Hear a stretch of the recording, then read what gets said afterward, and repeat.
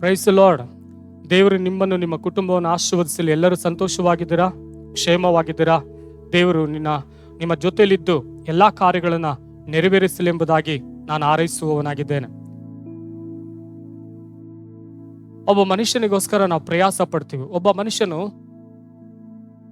ಆತನು ಮನ ತಿರುಗುವುದಕ್ಕೋಸ್ಕರ, ರಕ್ಷಣೆ ಹೊಂದುವುದಕ್ಕೋಸ್ಕರ, ಆತನು ದೇವರ ಕಡೆ ತಿರುಗಿಕೊಳ್ಳಬೇಕೆಂಬುದಕ್ಕೋಸ್ಕರ ಒಬ್ಬ ಮನುಷ್ಯನು ಪ್ರಾರ್ಥನೆ ಮಾಡ್ತಲೇ ಇದ್ದನು. 10 ವರ್ಷ ಆಗುತ್ತೆ, ಅವನ ಮನ ತಿರುಗಿಲ್ಲ. 20 ವರ್ಷ ಆಗ್ತಾ ಇದೆ, ಮನ ತಿರುಗ್ತಾ ಇಲ್ಲ. ಅವ್ನು 30 ವರ್ಷ ಆಗ್ತಾ ಇದೆ, ಮನ ತಿರುಗ್ತಾ ಇಲ್ಲ.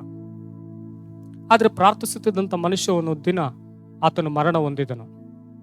ಮರಣ ಹೊಂದಿದ ಮೇಲೆ ಯಾವ ಮನುಷ್ಯನಿಗೋಸ್ಕರ ಪ್ರಾರ್ಥನೆ ಮಾಡ್ತಾ ಇದ್ರೋ ಆ ಮನುಷ್ಯನು ಯೇಸು ಕ್ರಿಸ್ತನ ನಂಬುವುದಕ್ಕೆ ಪ್ರಾರಂಭಿಸಿದನು. ಆ ಮನುಷ್ಯನು ಯೇಸು ಕ್ರಿಸ್ತನ ಕುರಿತಾಗಿ ಸುವಾರ್ತೆ ಸಾರುವುದಕ್ಕೆ ಪ್ರಾರಂಭಿಸಿದನು.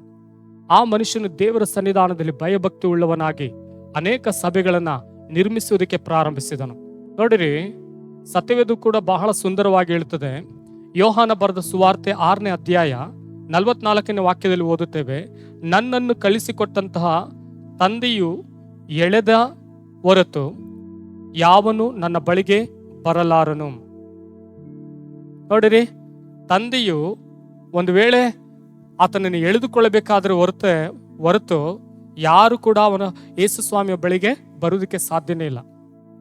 ಇವತ್ತು ನಾವು ಕೂಡ ಅನೇಕ ಸಮಯದಲ್ಲಿ ಪ್ರಯಾಸ ಪಡ್ತೀವಿ, ಸುವಾರ್ತೆ ಸಾರ್ತೀವಿ, ಅವ್ರಿಗೋಸ್ಕರ ಹೋಗಿ ನಾವು ಸಮಯನ ವೆಚ್ಚ ಮಾಡಿ ಪ್ರಾರ್ಥನೆ ಮಾಡ್ತೀವಿ. ಅವ್ರು ಕರೆದಾಗೆಲ್ಲ ನಾವು ಹೋಗ್ತೀವಿ, ಪ್ರಾರ್ಥನೆ ಮಾಡ್ತೀವಿ, ಅವ್ರಿಗೋಸ್ಕರ ಕಣ್ಣೀರಿಡ್ತೀವಿ, ಅವ್ರಿಗೋಸ್ಕರ ಅನುದಿನ ನಾವು ಪ್ರಾರ್ಥನೆ ಮಾಡೋದಕ್ಕೆ ಪ್ರಾರಂಭಿಸುತ್ತೀವಿ, ಪ್ರಯಾಸ ಪಡ್ತೀವಿ, ಎಲ್ಲ ಮಾಡ್ತೀವಿ. ಆದರೆ ಅವರು ನಂಬ್ತಾರೆ, ಅವರು ದೇವರ ಕಡೆಗೆ ಬರ್ತಾರೆ, ಅವರು ಹೇಳುವಂಥ ಮಾತುಗಳನ್ನು ಕೇಳಿ ಅವರು ನಮ್ಮೊಂದಿಗೆ ಕೊಡುವಂಥ ಭರವಸೆಯನ್ನು ನೋಡಿ ನಾವು ಕೂಡ ಅವರ ಮೇಲೆ ಏನು ಮಾಡ್ತೀವಿ, ವಿಶ್ವಾಸವಿಟ್ಟು ಅವ್ರಿಗೋಸ್ಕರ ಅಧಿಕವಾಗಿ ಪ್ರಾರ್ಥನೆ ಮಾಡ್ತೀವಿ. ಅಧಿಕವಾಗಿ ಪ್ರಾರ್ಥನೆ ಮಾಡ್ತಾ ಇರುವಂಥ ಸಮಯದಲ್ಲಿ ಕೂಡ ನೋಡಿ, ಅವರು ಮನ ತಿರುಗೋದಿಲ್ಲ, ದೇವರ ಕಡೆಗೆ ಬರೋದಿಲ್ಲ, ದೇವರ ಸನ್ನಿಧಾನದಲ್ಲಿ ಬಂದು ಆರಾಧಿಸೋದಿಲ್ಲ, ಅವರು ಮತ್ತೆ ನಮ್ಮ ಕಡೆ ತಿರುಗಿ ನೋಡೋದಿಲ್ಲ. ಅಂತ ಸಂದರ್ಭದಲ್ಲಿ ನಾವು ಪಟ್ಟಂತ ಪ್ರಯಾಸಗಳೆಲ್ಲ ಏನಾಗಿದೆ, ವ್ಯರ್ಥವಾಗಿ ಹೋಗುತ್ತದೆ. ಆದರೆ ದೇವರ ವಾಕ್ಯ ಹೇಳುತ್ತದೆ, ನನ್ನನ್ನು ಕಳಿಸಿಕೊಟ್ಟಂತಹ ತಂದೆಯು ಎಳೆದೇ ಹೊರತು ಯಾವನು ನನ್ನ ಬಳಿಗೆ ಬರಲಾರನು. ನೋಡಿರಿ, ದೇವರು ಯೇಸುವನ್ನ ಈ ಲೋಕಕ್ಕೆ ಕಳಿಸಿಕೊಟ್ರು. ಯೇಸುವನ್ನ ಕಳಿಸಿಕೊಟ್ಟ ಮೇಲೆ ತಂದೆನೇ ಒಬ್ಬ ಮನುಷ್ಯನನ್ನ ಎಳೆದುಕೊಂಡು ಬರುವುದಕ್ಕೆ ಸಾಧ್ಯ, ಒಬ್ಬ ಮನುಷ್ಯನನ್ನು ದೇವರ ಕಡೆಗೆ ನಡೆಸುವುದಕ್ಕೆ ಸಾಧ್ಯ. ನಾವು ಎಷ್ಟೇ ಪ್ರಯಾಸ ಪಟ್ಟರು, ಎಷ್ಟೇ ಅವರಿಗೋಸ್ಕರ ದುಃಖಿಸಿದರು, ಎಷ್ಟೇ ಅವರಿಗೋಸ್ಕರ ಕಣ್ಣೀರಿಂದ ಪ್ರಾರ್ಥನೆ ಮಾಡಿದ್ರು, ಅವ್ರಿಗೋಸ್ಕರ ಉಪವಾಸವಾಗಿದ್ದು ಪ್ರಾರ್ಥನೆ ಮಾಡಿದ್ರು, ಏನೇ ಪ್ರಾರ್ಥನೆ ಮಾಡಿದ್ರು, ತಂದೆಯಾದ ದೇವರು ಆ ಮನುಷ್ಯನನ್ನ ತನ್ನ ಬಳಿಗೆ ಕರೆದುಕೊಳ್ಳಬೇಕು. ಆಗ ಮಾತ್ರನೇ ಆತನು ಯೇಸುವಿನ ಬಳಿಗೆ ಬರುವುದಕ್ಕೆ ಸಾಧ್ಯ. ನಾವೆಷ್ಟೇ ಪ್ರಯಾಸ ಪಡ್ಬೋದು, ಪ್ರಯಾಸ ಪಡುವಾಗ ಕರ್ತನು ಆ ಕಾರ್ಯವನ್ನ ಮಾಡುವಂಥವರಾಗಿದ್ದಾರೆ.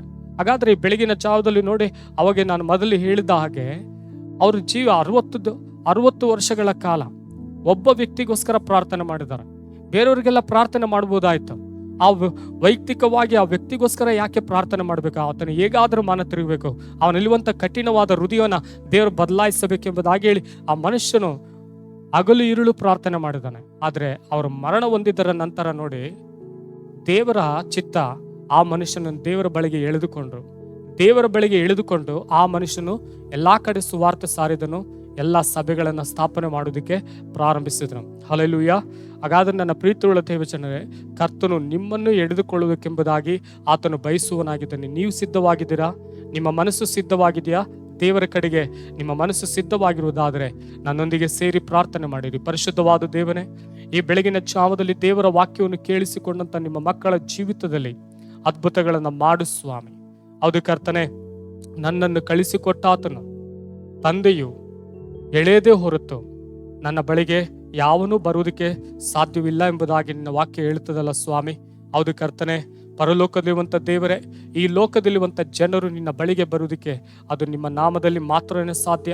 ಅವರೆಲ್ಲರೂ ಮನ ತಿರುಗುವಂತೆ ನಿಮ್ಮ ನಾಮದಲ್ಲಿ ಕಟ್ಟಲೆ ಕೊಡುತ್ತಾನೆ. ಈ ವಾಕ್ಯವನ್ನು ಕೇಳಿಸಿಕೊಂಡಂಥ ತಮ್ಮ ಹೃದಯಗಳನ್ನು ಕಠಿಣಪಡಿಸಿಕೊಳ್ಳುವಂಥ ಒಬ್ಬೊಬ್ಬರ ಹೃದಯಗಳನ್ನು ಕೂಡ ನೀವು ಮಾರ್ಪಡಿಸಬೇಕಾಗಿ ಪ್ರಾರ್ಥನೆ ಮಾಡ್ತಾನೆ.